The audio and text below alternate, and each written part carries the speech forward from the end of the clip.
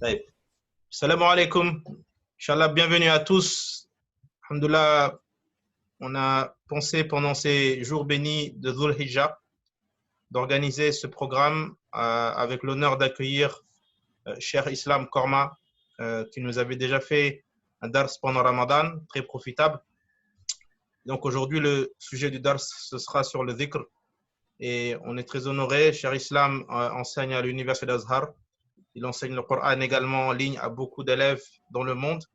Et alhamdoulilah, il est très content de partager pendant cette petite heure des conseils pendant ces jours bénis. مولانا جزاك الله خير على هذا الإشراف. إن شاء الله نبدأ الآن. فنحن نشكرك على هذا لأن الناس كلهم فرحين بهذا. فإن شاء الله نبدأ إن شاء الله كما تشاء إن شاء الله. جزاك الله خيرا. بارك الله فيكم.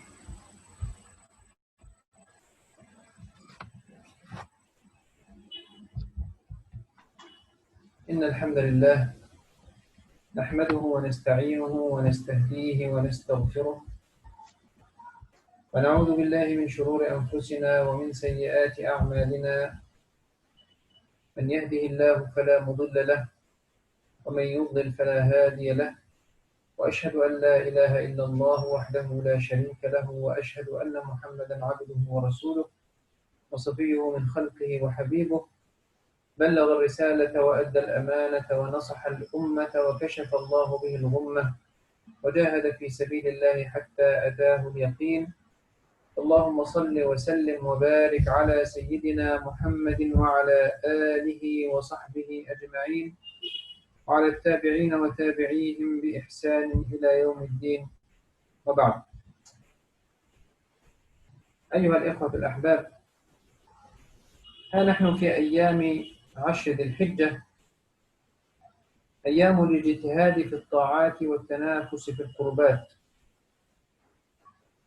لهذا سنتحدث اليوم بإذن الله عن أفضل عمل ينبغي الإكثار منه في كل وقت وفي هذه الأيام المباركة على وجه الخصوص.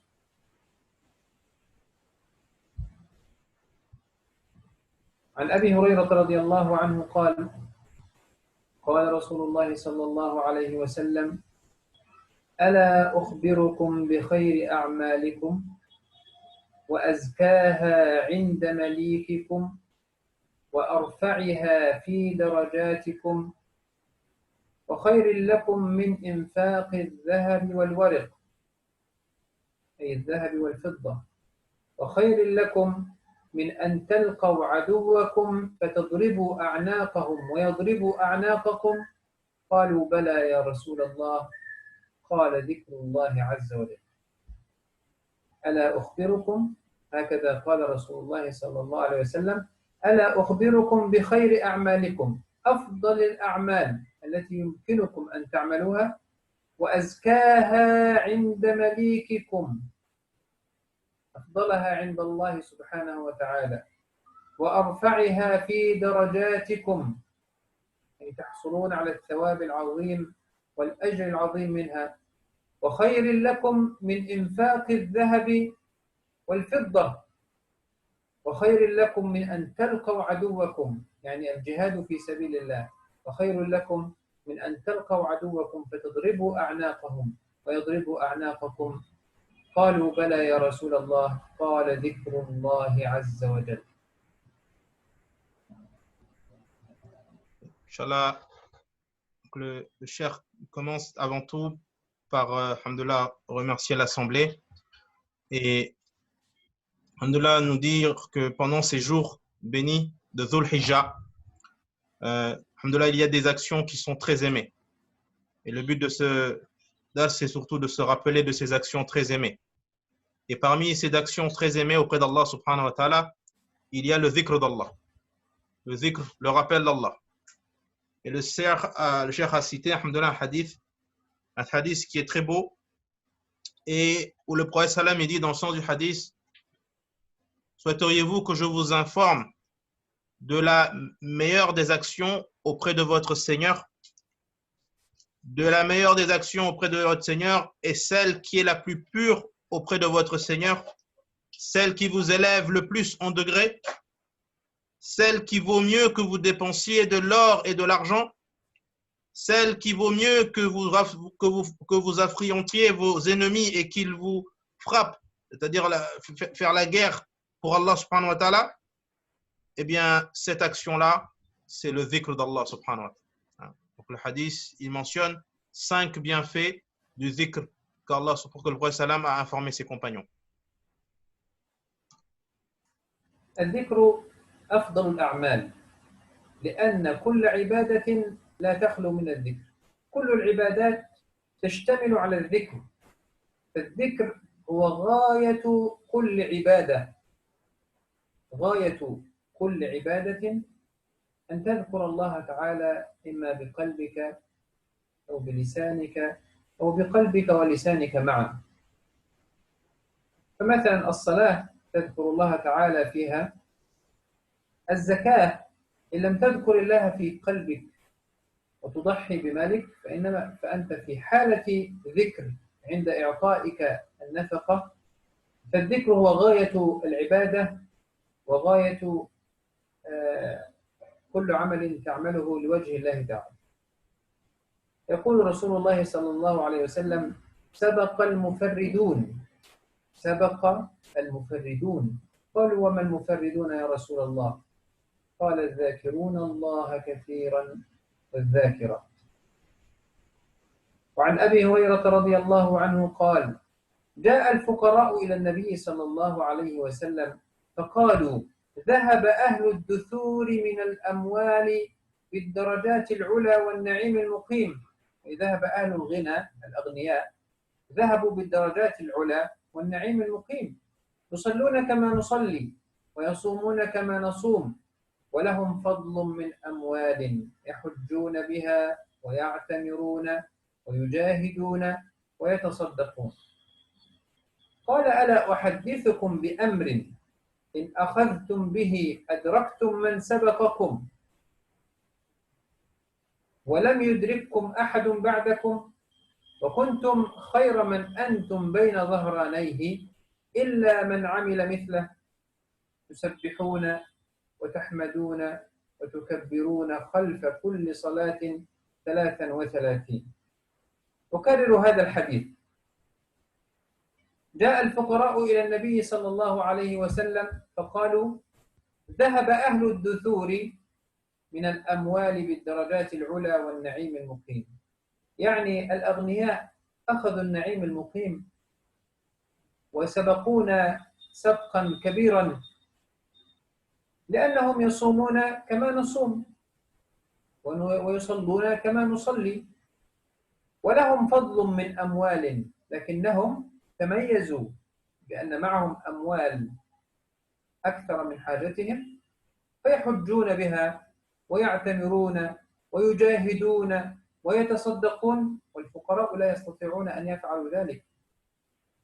فرسول الله صلى الله عليه وسلم أخبرهم بعمل عظيم يمكنهم به أن يسبقوا غيرهم من الأغنياء، فقال: ألا أحدثكم بأمر إن أخذتم به، يعني إن فعلتموه وداومتم عليه، أدركتم من سبقكم، أي تدركون هؤلاء الذين يفعلون هذه الأعمال العظيمة، ولم يدرككم أحد بعدكم، يعني الذي لا يفعل فعلكم لا يدرككم، وكنتم خير من أنتم بين ظهرانيه، يعني كنتم أفضل الناس الذين تعيشون بينهم، إلا من عمل مثله، تسبحون وتحمدون وتكبرون خلف كل صلاة 33. وهذا يدل على الأجر العظيم لهذه التسبيحات والتكبيرات والتحميدات التي بعد كل صلاة. Voilà. Alors le cheikh nous dit que le dhikr, c'est en réalité une action qui est présente dans toutes les adorations. Et c'est une action qui est constante dans la vie du croyant. Dans toutes les adorations qu'il accomplit, il y a le dhikr. Et cela commence par la prière. Dans la prière, il y a le dhikr. On évoque Allah subhanahu wa ta'ala. Et il dit même dans la zakat, il y a le dhikr.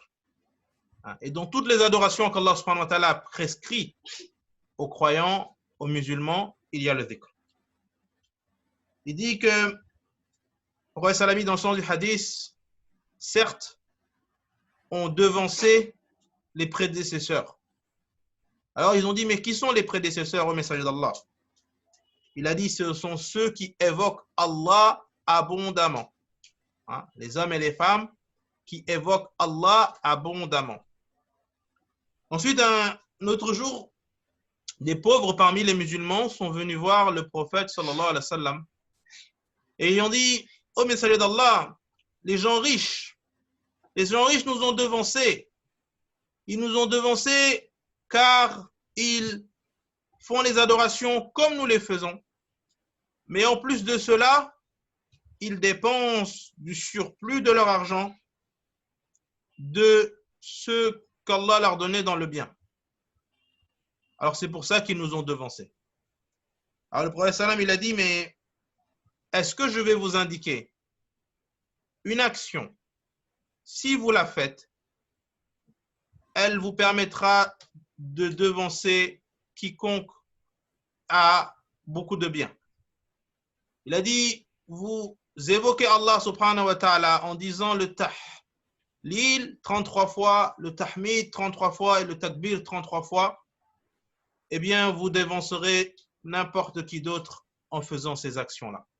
Tout ça pour montrer la valeur que le dhikr il a et que ce dhikr il est au-dessus de toutes les autres actions matérielles parce que c'est une action spirituelle.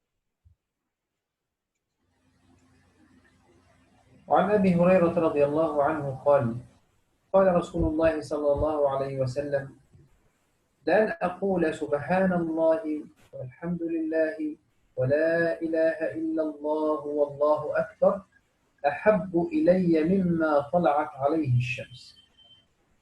رسول الله صلى الله عليه وسلم، وهذا حديث صحيح في صحيح مسلم، يقول لأن أقول سبحان الله والحمد لله ولا إله إلا الله والله أكبر 4 كلمات أقولها بلساني أحب إلي مما طلعت عليه الشمس، يعني أحب إلى رسول الله صلى الله عليه وسلم من كل شيء على وجه الأرض، من كل شيء تطلع عليه الشمس.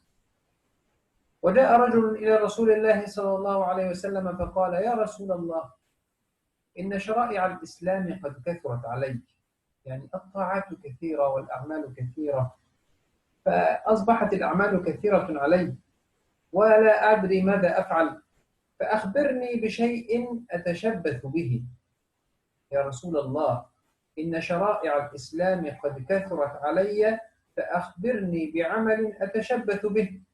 فقال لا يزال لسانك رطبا من ذكر الله تعالى، لا يزال لسانك رطبا من ذكر الله تعالى.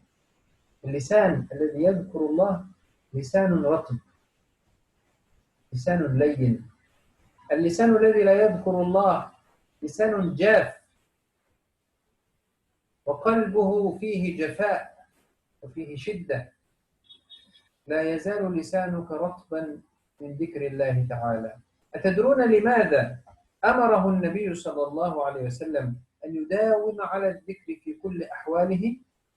لأنه لو داوم على الذكر، لو داوم على ذكر الله سيكون ذلك عونا له على طاعة الله وعلى إقامة شرائع الله التي كثرت عليه.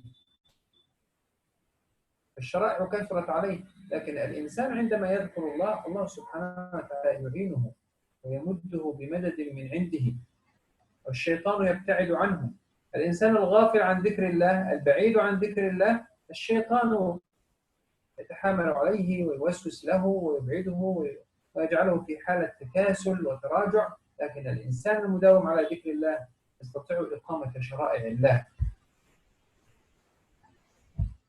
Alors, alhamdoulilah, le prophète sallam également dit, et c'est des hadiths qui sont très très beaux sur la valeur et les mérites du dhikr.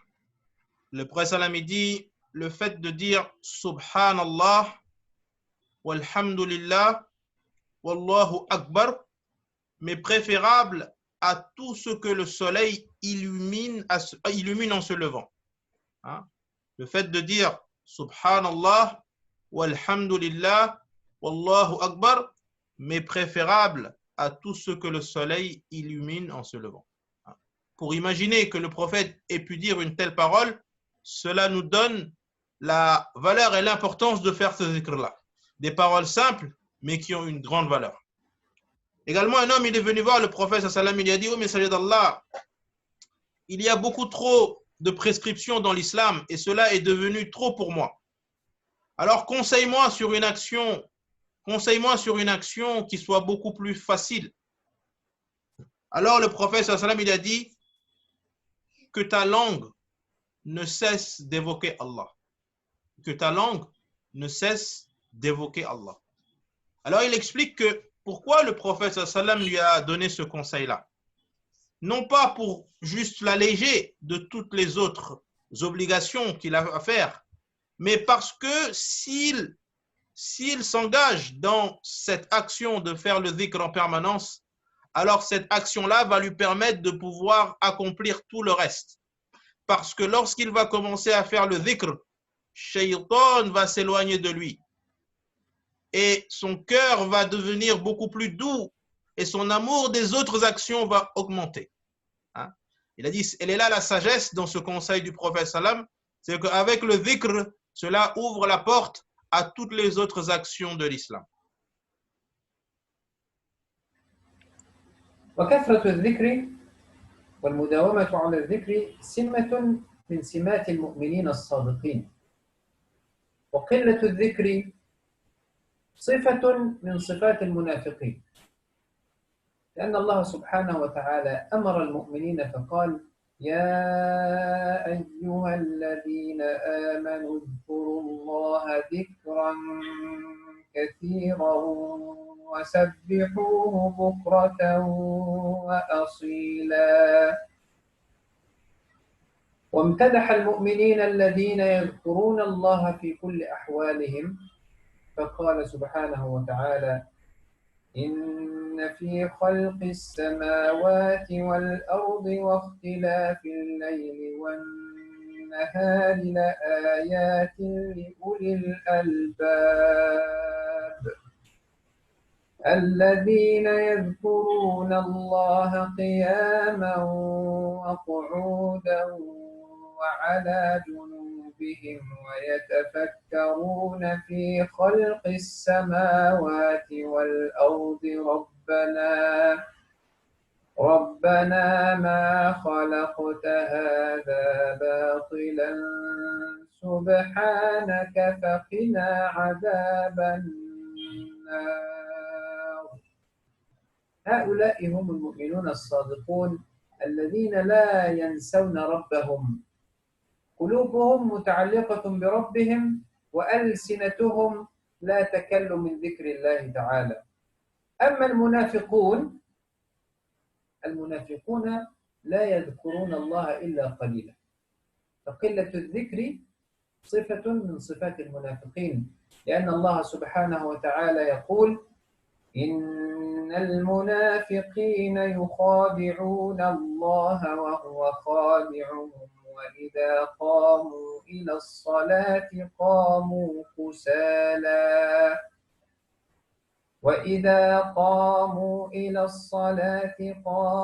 كسالى يراءون الناس ولا يذكرون الله إلا قليلا. هذه صفة المنافقين، أنهم لا يذكرون الله إلا قليلا. فلنحذر جميعا أن نتصف بصفة من صفات المنافقين وأن نكون من المؤمنين الصادقين الذين يذكرون الله في كل أحواله.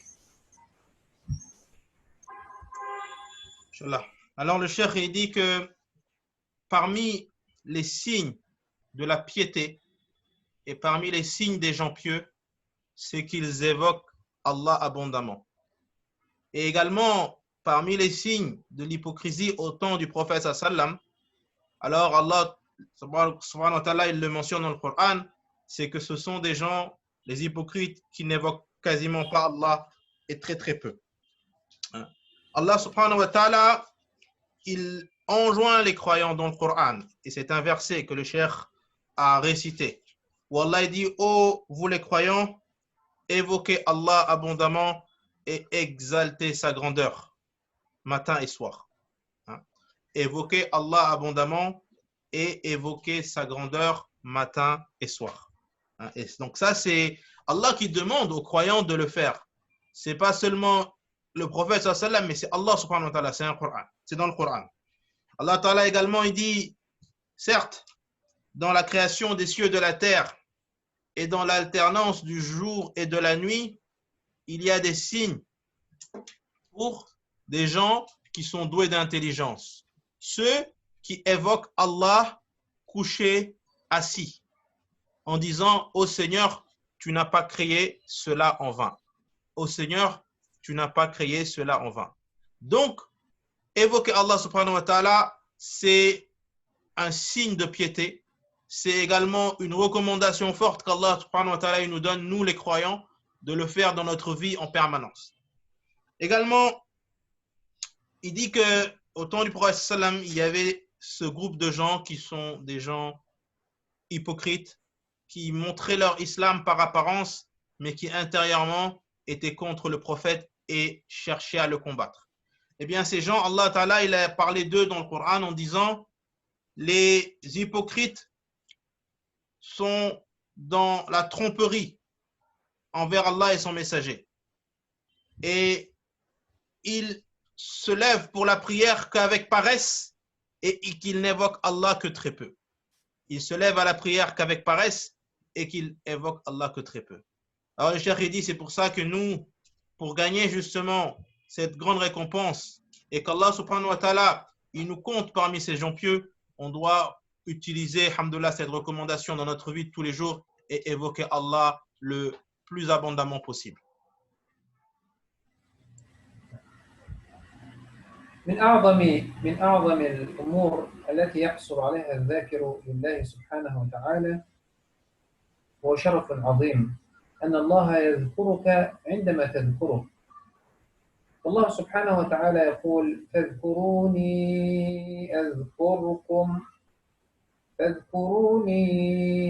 أذكركم واشكروا لي ولا تكفرون.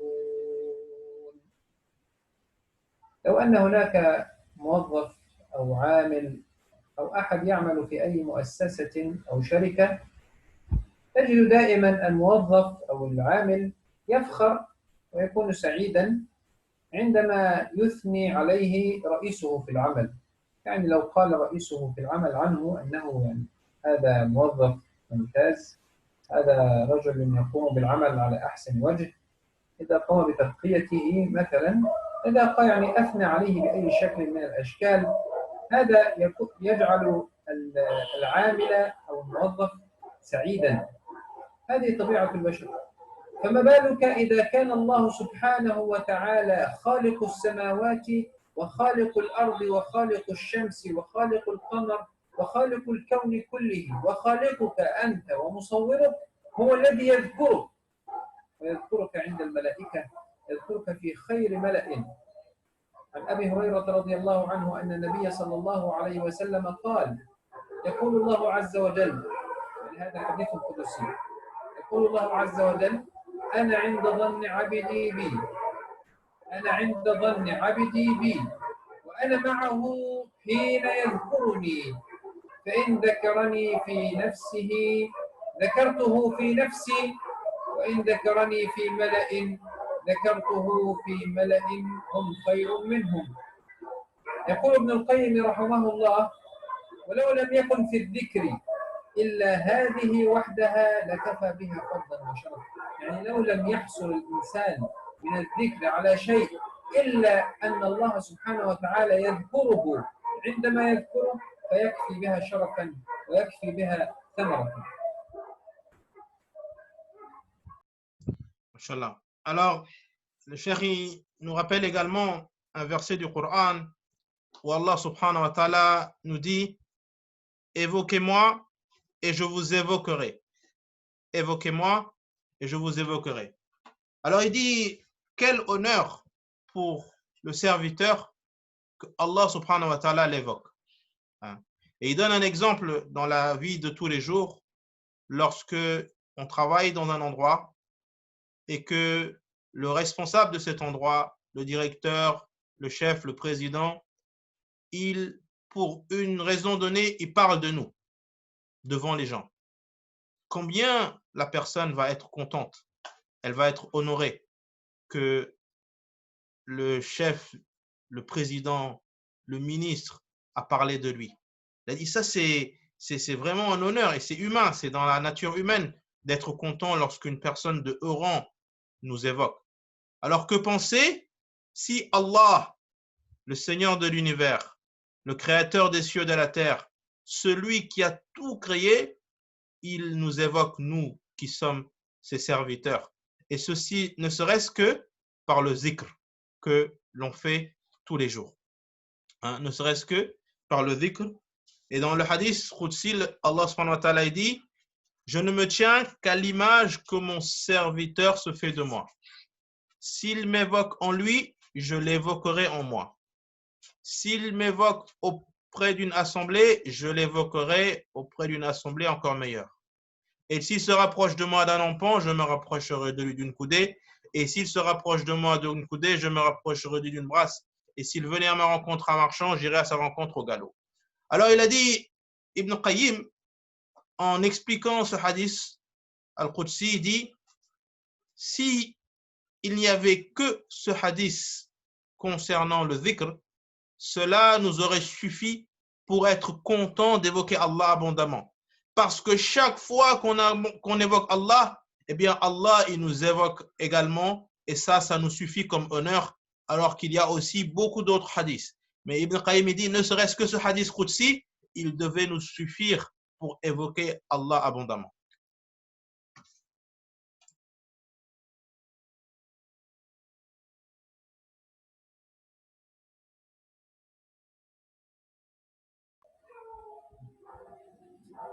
ذكر الله سبحانه وتعالى حياة القلب. فالقلب الذي يذكر الله هو القلب الحي الذي فيه حياة، فيه انتعاش، فيه راحة. أما القلب الذي لا يذكر الله قلب ميت.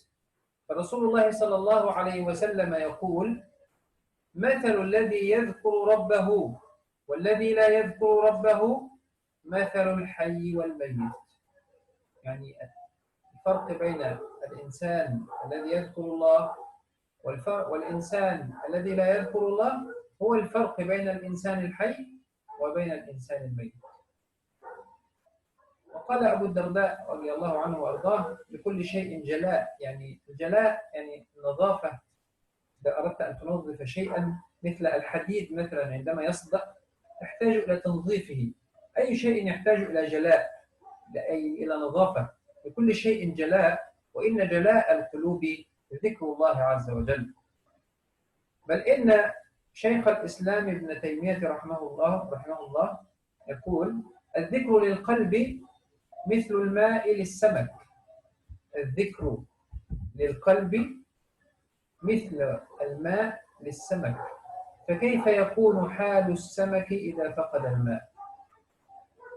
السمك يحتاج إلى الماء، هكذا يحتاج القلب إلى الذكر. القلب الذي لا يذكر الله كأنه سمك بغير ماء.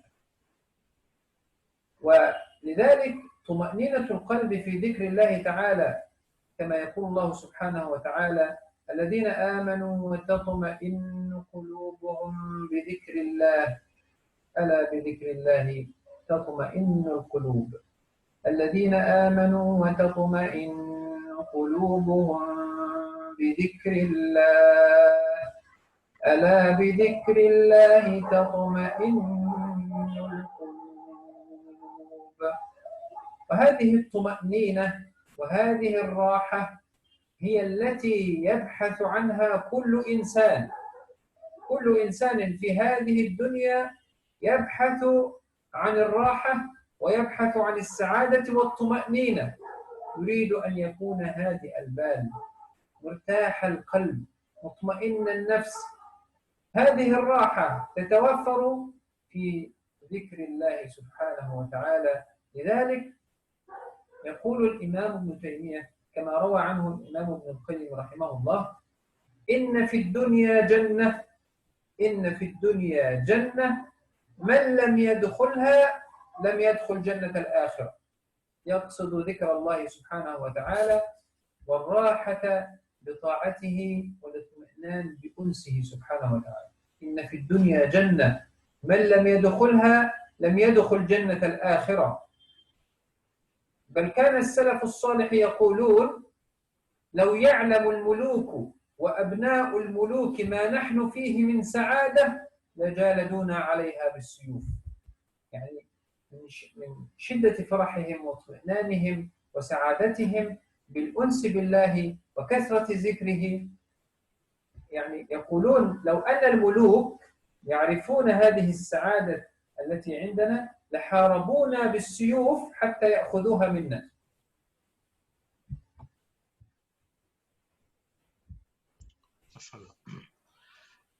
Alors, le cheikh dit que la vie du cœur, elle ne peut se compléter que par le dhikr. Et ça, c'est corroboré par le hadith du prophète sallam. Il dit: l'exemple de celui qui évoque Allah et de celui qui n'évoque pas Allah est semblable à l'exemple du vivant et du mort. Donc le dhikr, c'est ce qui fait vivre le cœur. Et celui qui fait le dhikr, il est vivant. Il est vivant. Et il disait, un des tabi'in, il disait qu'à chaque chose, un nettoyage ou un moyen de le rendre propre.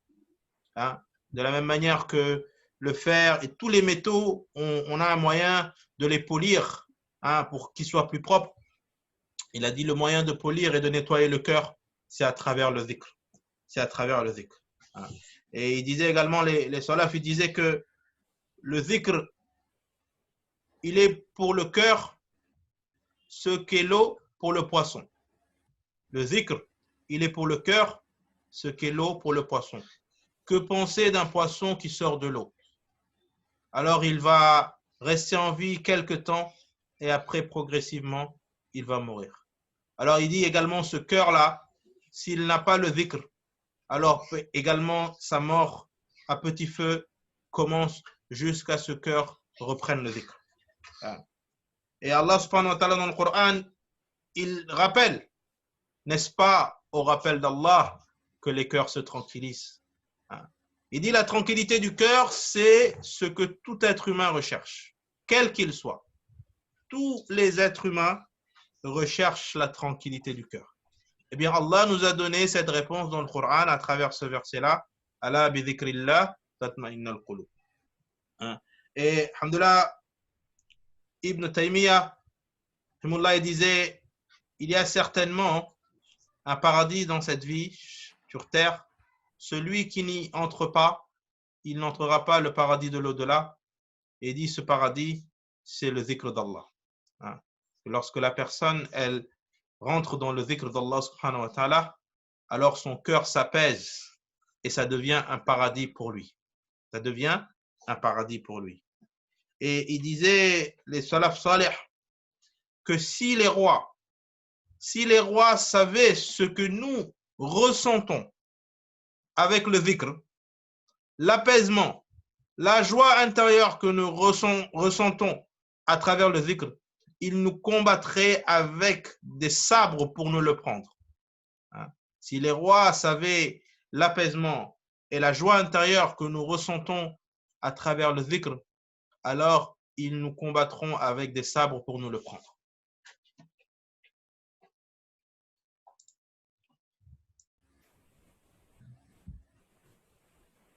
ذكر الله تعالى كما قلنا يحفظك من وساوس الشيطان، لأن الله سبحانه وتعالى يقول: ومن يعش عن ذكر الرحمن نقيض له شيطانا فهو له قرين. طالما أنك في غفلة عن ذكر الله سيلتقم الشيطان قلبك، وسيكون الشيطان مؤثرا على نفسك بالوساوس وغيرها، ويجعل قلبك متزلزلا ليس فيه طمأنينة.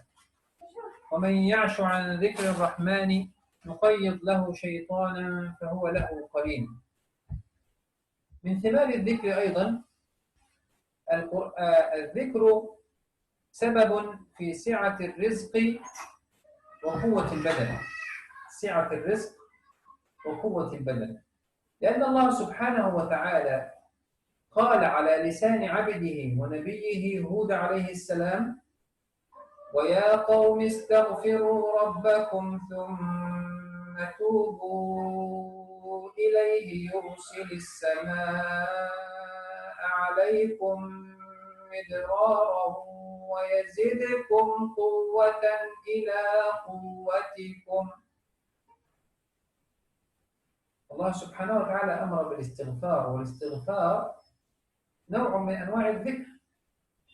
وسيدنا هود عليه السلام يقول لقومه: استغفروا ربكم وتوبوا إليه وسوف يرسل الله عليكم ببركة ذلك من السماء مطرا وخيرا وبركة في حياتكم ويزيدكم قوة إلى قوتكم. فمن يشتكي ضعفا في جسده، من يشتكي فقرا في حياته، فليداوم على الاستغفار وذكر الله سبحانه وتعالى. هذا ابن القيم رحمه الله أيضا يقول: حضرت لشيخ الإسلام ابن تيمية. شيخ الإسلام ابن تيمية هو كان معلما لابن القيم، يعني هو أستاذ ابن القيم، لذلك كثيرا ما ينقل عنه ابن القيم رحمه الله. فيقول: حضرت شيخ الإسلام ابن تيمية مرة صلى الفجر ثم جلس يذكر الله تعالى إلى قرب من انتصاف النهار، ظل طوال هذا الوقت يذكر الله تعالى، ثم التفت إلي، يعني التفت إلى ابن القيم وقال: هذه غدوتي، ولو لم أتغد هذا الغداء لسقطت قوتي. كأن الذكر هو الغذاء، الذكر هو الغذاء لروحه، والغذاء الذي يمده بالطاقة والانطلاقة في عبادة الله وفي حياته عموما. بل إن رسول الله صلى الله عليه وسلم يقول: من لزم الاستغفار، أي من يداوم على الاستغفار دائما، من لزم الاستغفار جعل الله له من كل ضيق مخرجا ومن كل هم فرجا ورزقه من حيث لا يحتسب. من لزم الاستغفار، وهذا من أهم الأحاديث، من الأمور الضرورية، من الأمور الضرورية جدا جدا في حياة كل مؤمن. من لزم الاستغفار جعل الله له من كل ضيق مخرجا. إذا كنت في مشكلة فأكثر من الاستغفار، تجد أن الله سبحانه وتعالى يساعدك في إنهاء هذه المشكلة. جعل الله له من كل ضيق مخرجا ومن كل هم فرجا. إذا أحسست أنك مهموم، لديك مشاكل، فأكثر من الاستغفار، إلزم الاستغفار. جعل الله له من كل ضيق مخرجا ومن كل هم فرجا ورزقه من حيث لا يحتسب. يرزقه الله من حيث لا يدري ومن حيث لم يظن أنه سيأتيه هذا الرزق. من لزم الاستغفار جعل الله له من كل ضيق مخرجا ومن كل هم فرجا ورزقه من حيث لا يحتسب. وكان رسول الله صلى الله عليه وسلم يقول: استغفروا الله وتوبوا إليه فإني أتوب إليه وأستغفر الله في اليوم 100 مرة. رسول الله في اليوم يستغفر 100 مرة ويتوب إلى الله 100 مرة، برغم أنه ليس له ذنوب أصلا. الرسول معصوم من الذنوب، ليس عنده ذنوب، ويستغفر الله ويتوب إليه في اليوم 100 مرة. Inch'Allah. Alors, le cheikh dit que, également, parmi les bienfaits du dhikr, et que la personne, elle est préservée des supputations de shaitan. Et ça, c'est un verset du Coran où Allah subhanahu wa ta'ala mentionne que celui qui délaisse le dhikr, Allah subhanahu wa ta'ala, il le délaisse avec un shaitan qui est une source de son égarement. Donc, l'un des bienfaits du dhikr déjà, c'est d'être préservé des supputations de shaitan dans notre quotidien. Hein. Mais également, un bienfait très important du zikr est qu'Allah subhanahu wa ta'ala, il va bénir notre subsistance. Allah subhanahu wa ta'ala, il va bénir notre subsistance et il va nous donner une force dans le corps. Hein? Et ça également, c'est confirmé par le Coran. Sayyidina Nuh, alayhi salatu wassalam, il disait à son peuple, demandez pardon à Allah. Il fera descendre du ciel des bienfaits sur vous et il vous donnera des enfants. Hein? Yani, juste avec l'istighfar, Sayyidina Nuh, il disait à son peuple, demandez pardon à Allah. Allah, subhanahu wa ta'ala, il va descendre du ciel des bienfaits sur vous et il va vous donner des enfants. Hein? Sayyidina Hud, alayhi salatu wassalam, il disait également à son peuple, faites le istighfar. Faites le istighfar. Allah, il va vous faire descendre du ciel des bienfaits et il va vous augmenter de la force à votre force. La force que vous avez là, Allah va la rajouter grâce au istighfar que vous faites. Cheikh Ibn al-Qayyim, qui était un grand savant et qui lui-même était un élève de Cheikh Ibn Taymiyyah, il disait, j'ai observé Cheikh Ibn Taymiyyah, qui était également un grand savant, qui était son cheikh, chez qui il a étudié. Il a dit, je l'ai observé et lorsqu'il faisait la prière du matin, il restait assis à évoquer Allah subhanahu wa ta'ala jusqu'au lever du soleil. Et ensuite, on lui demandait, cheikh, tu es resté longtemps assis à évoquer Allah. Il a dit, ceci est mon petit déjeuner. C'est ici que je puise toute ma force de la journée. Hein? Ceci est mon petit déjeuner. C'est dans cette assise-là, d'évocation d'Allah subhanahu wa ta'ala après le matin, que je puise ma force de toute la journée. Hein? Alors, le cheikh insiste également sur un hadith qui est très beau, où le prophète sallam nous vante les mérites de l'istighfar. Les mérites de l'istighfar.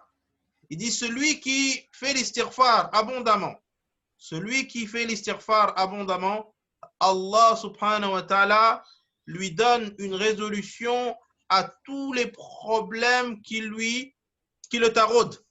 Tous les problèmes qui le taraudent, tous les problèmes qu'il n'arrive pas à résoudre. Avec l'istighfar, Allah subhanahu wa ta'ala va lui donner une résolution et une solution à tous ces problèmes. Et Allah, il va lui donner sa subsistance de là où il ne s'y attend pas.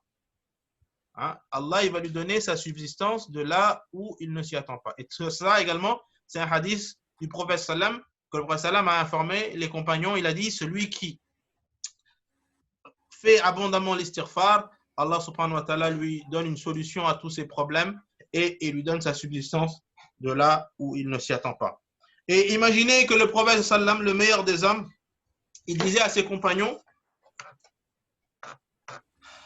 évoquez Allah et repentez-vous envers lui. Car moi, je fais le istighfar plus de 100 fois par jour. Imaginez le prophète sallam, il dit à ses compagnons, moi, je fais le istighfar plus de 100 fois par jour. Alors, si le prophète, il le faisait 100 fois par jour, qu'est-ce que nous, on doit dire? D'où l'importance, alhamdoulilah, de faire abondamment le istighfar. والتسبيح وذكر الله تعالى والمداومة عليه دائما ينجيك من المهالك. تسبيح نجاة من المهالك. رسول الله نبي الله يونس عليه السلام لما دخل في بطن الحوت قال الله سبحانه وتعالى عنه فلولا أنه كان من المسبحين فلولا أنه كان من المسبحين للبث في بطنه إلى يوم يبعثون. التسبيح وذكر الله تعالى نجاه من سجن إلى يوم القيامة. التسبيح وذكر الله نجاه من سجن إلى يوم القيامة. فذكر الله تعالى من أخف العبادات وأيسرها، لا تبذل مجهودا كبيرا، لأن سبحان الله يعني العضو الذي لا يتعب من كثرة استخدامه هو اللسان. تجد كثير من الناس ممكن لا يمل من كثرة الكلام، فما بالك إذا كان هذا الكلام ذكر الله سبحانه وتعالى الذي يريح القلب ويريح النفس ويريح العقل، فهو من أخف العبادات وأيسرها وأعظمها أجرا. رسول الله صلى الله عليه وسلم يقول: كلمتان خفيفتان على اللسان، كلمتان خفيفتان على اللسان ثقيلتان في الميزان حبيبتان إلى الرحمن سبحان الله وبحمده سبحان الله العظيم. كلمتان خفيفتان على اللسان ثقيلتان في الميزان حبيبتان إلى الرحمن سبحان الله وبحمده سبحان الله العظيم. كم تبذل من جهد حتى تقول هاتين الكلمتين، وهما كلمتان حبيبتان إلى الله سبحانه وتعالى وكلمتان ثقيلتان في الميزان. كم تبذل من جهد لتحصل على هذا الأجر العظيم.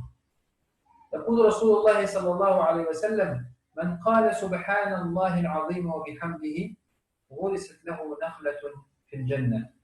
كم تبذل من جهد لتقول سبحان الله العظيم وبحمده لكي يغرس لك نخلة في الجنة، نخلة ساقها من ذهب وأوراقها من فضة وثمرها لونه أشد بياضا من الثلج وطعمها أحلى من العسل وهي ألين من الزبد.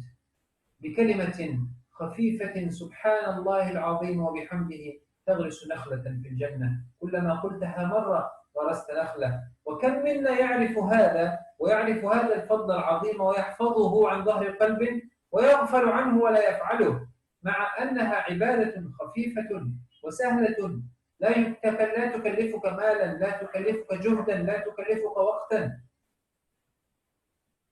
فذكر الله تعالى هو أعظم ما يزكي النفوس ويطهرها، لأن الله تعالى يقول: قد أفلح من تزكى وذكر اسم ربه فصلى. أيها الإخوة الأحباب، أوصي نفسي وإياكم بأن نكثر من الذكر في هذه الأيام. هذه الأيام لم تذكر إلا وذكر معها الذكر والتكبير على وجه الخصوص. يذكر اسم الله في أيام معلومات على ما رزقهم من بهيمة الأنعام، واذكروا الله في أيام معدودات وليكبروا الله على ما هداهم. فالتسبيح والذكر والتكبير في هذه الأيام من أعظم العبادات التي ينبغي أن نهتم بها وأن نكثر منها. أسأل الله تعالى أن يتقبل منا ومنكم وجزاكم الله خير. Alors, alhamdoulilah, le cheikh, il dit également parmi les bienfaits du dhikr d'Allah subhanahu wa ta'ala, et qu'Allah ta'ala va nous préserver des grandes épreuves. Et lorsqu'on lit dans le Coran l'épreuve de Sayyidina Yunus alayhi salatu salam, qui a été avalé dans le ventre de la baleine, que penser d'une épreuve comme celle-ci, où un homme se retrouve à l'intérieur d'une baleine en plein milieu de l'océan? Mais Allah subhanahu wa ta'ala, dans le Coran, il dit: si seulement il n'était pas de ceux qui évoquaient Allah, alors il resterait dans ce ventre de la baleine jusqu'au jour de la résurrection. C'est grâce à l'évocation d'Allah dans le ventre de la baleine que Allah subhanahu wa ta'ala l'a sauvé de cette épreuve difficile. Et bien pareil, lorsque nous on évoque Allah abondamment, lorsqu'il nous arrive des épreuves, Allah ta'ala il va nous en sauver, comme il a sauvé Sayyidina Yunus alayhi salatu wassalam. Le dhikr d'Allah, il a beaucoup de mérite. Et également, le prophète sallam, il dit deux paroles légères à dire, simples par la langue et lourdes dans la balance des bonnes actions. Subhanallah al-Azim, Subhanallah wa bihamdihi. Deux paroles légères à dire dans la langue, mais lourdes sur la balance des bonnes actions. Subhanallah al-Azim, Subhanallah bihamdihi. Hein? Et il dit, celui qui dit Subhanallah al-Azim, Subhanallah bihamdihi, on lui plante un palmier dans le paradis. Et quel palmier? Un palmier magnifique qui n'a rien à voir avec tout ce que nous on voit aujourd'hui. Hein? Alors c'est pour ça que, alhamdoulilah, Allah subhanahu wa ta'ala, il nous enjoint dans le Coran à l'évoquer abondamment. Allah dit, Qad aflaha man tazakka wa dhakara asma rabbihi fa salla. Il a certes réussi celui qui s'est purifié et qui a évoqué son Seigneur et qui a prié. Donc le dhikr d'Allah, il a énormément de mérite.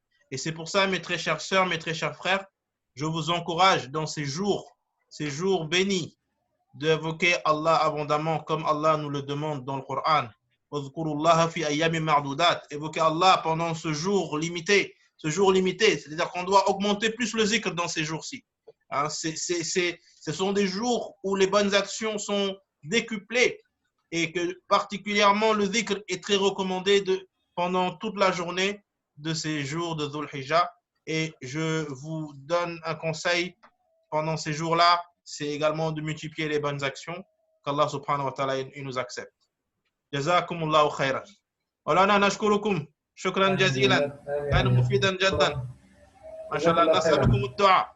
ممكن تختم بالدعاء إن شاء الله حتى نؤمن كلنا. إن شاء الله إن شاء الله. اللهم يا ربنا لك الحمد كما ينبغي لجلال وجهك وعظيم سلطانك. آمين. اللهم يا ربنا لك الحمد كما ينبغي لجلال وجهك وعظيم سلطانك. آمين. اللهم إنا قد ظلمنا أنفسنا ظلما كثيرا ولا يغفر الذنوب إلا أنت فاغفر لنا وارحمنا. آمين. اللهم عافنا واعف عنا. آمين. على طاعتك أعنا. آمين. ومن شرور خلقك سلمنا. آمين. وإلى أنفسنا لا تكلنا. اللهم اهدنا بفضلك فيمن هديت وعافنا فيمن عافيت وتولنا فيمن توليت وبارك اللهم لنا فيما أعطيت. اللهم اغفر لنا ذنوبنا وإسرافنا في أمرنا وثبت أقدامنا وانصرنا على القوم الكافرين. اللهم أصلح فساد قلوبنا. اللهم أصلح فساد قلوبنا. اللهم خذ بأيدينا إليك أخذ الكرام عليك. اللهم خذ بأيدينا إليك أخذ الكرام عليك. اللهم خذ بأيدينا إليك أخذ الكرام عليك. اللهم طهر قلوبنا مما سواك. اللهم طهر قلوبنا مما سواك. ولا تجعل لنا غاية إلا رضاك. ولا تجعل لنا غاية إلا رضاك. اللهم اغفر لآبائنا وأمهاتنا وارحمهم كما ربونا صغارا. اللهم ارحمهم كما ربونا صغارا. اللهم يا ربنا هب لنا من أزواجنا وذرياتنا قرة أعين واجعلنا للمتقين إماما. آمين. وانصر الإسلام وأعز المسلمين. آمين. وفرج كرب المكروبين. وارفع الظلم عن المظلومين. وانصر إخواننا المجاهدين في كل مكان. آمين. آتنا في الدنيا حسنة وفي الآخرة حسنة وقنا عذاب النار. وصلى اللهم على سيدنا محمد وعلى آله وصحبه وسلم. جزاك الله خير وبارك الله فيك. جزاك الله خير مولانا. بارك الله فيك. جزاك الله خير وبارك الله فيك. Inch'Allah, on remercie tout le monde, Inch'Allah. Jazakallah khair. Salam alaikum wa rahmatullah. Wa alaikum assalam wa rahmatullah wa barakatuh.